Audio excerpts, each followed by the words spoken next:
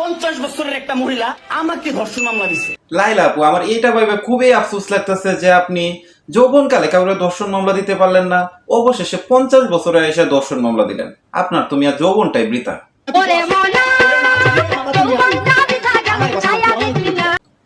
Hello জনগণ, this is Zeeshan, সেই ছেলেটা যার কথা শুনলে ফালতু ক্রিয়েটররা ঘামতে শুরু করে।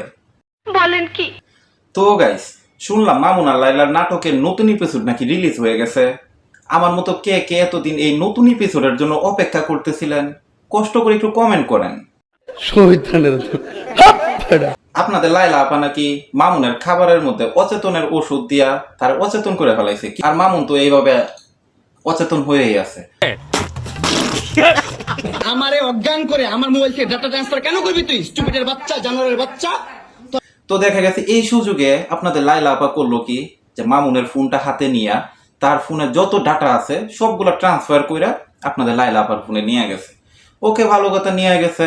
নিয়ে যাওয়ার পরে এখানে কিছু অন্তরঙ্গ কিছু ভিডিও ছিল যেগুলো আপনাদের মামুন ভাইয়া, মানে আপনাদের প্রিন্স মামুন, সে নাকি আবার দেখা গেছে যে অন্যান্য যে মেয়েদের সাথে একটু মেলামেশা করছিল, ওই ভিডিওগুলো আপনাদের লাইলা আপা একটা একটা করে পাবলিশ করে দিছে, মানে তার সাংবাদিক বন্ধুদেরকে দিছে, তারা এগুলা সোশ্যাল মিডিয়াতে ছড়ায়া দিছে।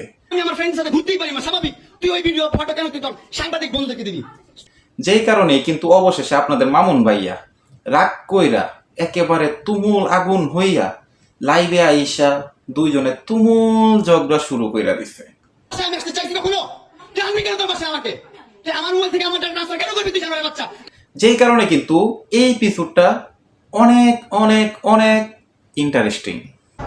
এই ওর বাসায় কি মারামারি করতেছিস? মামুন আসছে, মামুন এসে এখানে মারামারি করতেছে। আসলে স্টার জলসার যে এপিসোড গুলা আছে এইগুলা কিন্তু 3 মাস 4 মাস 1 বছর পরে শেষ হয়ে যায়, কিন্তু আপনাদের এই মামুন ভাইয়া আর আপনাদের লাইলা আপু এদের এপিসোডটা শেষ হওয়ার নাই। মানে দেখা গেছে যে 1 মাস পরে পরে একটা একটা এপিসোড আসে, কিছুদিন ট্রেন্ডিং এ চলে, ট্রেন্ডিং এ চলার পরে তুমুল ঝগড়া হয়, মামলা টামলা হয়, বিভিন্ন মামলা হয়, মামলা হওয়ার পরে আবার একটু কিছুদিন চুপ থাকে, চুপ থেকে দুইজন আবার এঙ্গেজড হয়, হওয়ার পরে আবার কিছুদিন ভালো চলে, আবার সেম প্রবলেম। তো এই নাটকগুলা দেখতে দেখতে আমি অপেক্ষায় আছি যে কবে এই নাটক পর্বটা শেষ হইব। একটা দুইটা আমার 5টা মামলা করছে এই মহিলা আমার নামে, এই বজ্জাত মহিলা আমার নামে 5। আসলে কিছু কথা না বললেই না যে মামুনের এই পরিস্থিতির জন্য কিন্তু মামুন নিজেই দায়ী।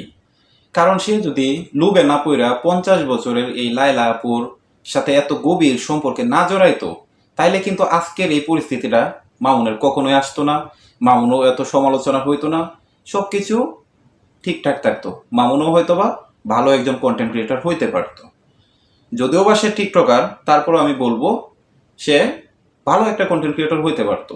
তবে এই জিনিসটা সত্যি যে মামুনের বর্তমান রুচির প্রশংসা করতে হয়। কি অবাক হইতেছেন?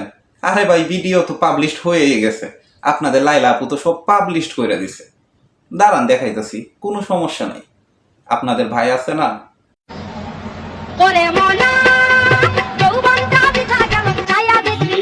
पिटा है ना, ये मैं नहीं हूँ, ये मेरे जैसा दिखने वाला एक बंदा है। তো গাইস, এখানে কিন্তু আমি কারো সাপোর্ট করতেছি না, মামুন কিংবা লাইলা, কারো সাপোর্টই আমি করতেছি না। এতে কন্টেন্ট ক্রিয়েটর হিসাবে তাদের কন্ট্রোভার্সিটা আপনাদের সামনে একটু প্রেজেন্ট করতে চাইলাম জাস্ট। তো গাইস, যাই হোক, আমি এখন অপেক্ষায় আছি যে তাদের এই ঝগড়ার এপিসোডটা কোন জায়গায় গিয়ে দাঁড়ায়। আগের এপিসোডটা তো মামলা পর্যন্ত গিয়ে দাঁড়াইছিল, 5-5টা মামলা খেয়ে গেছিল মামুন, যেটা এই লাইভেও সে আইসা বলতেছে।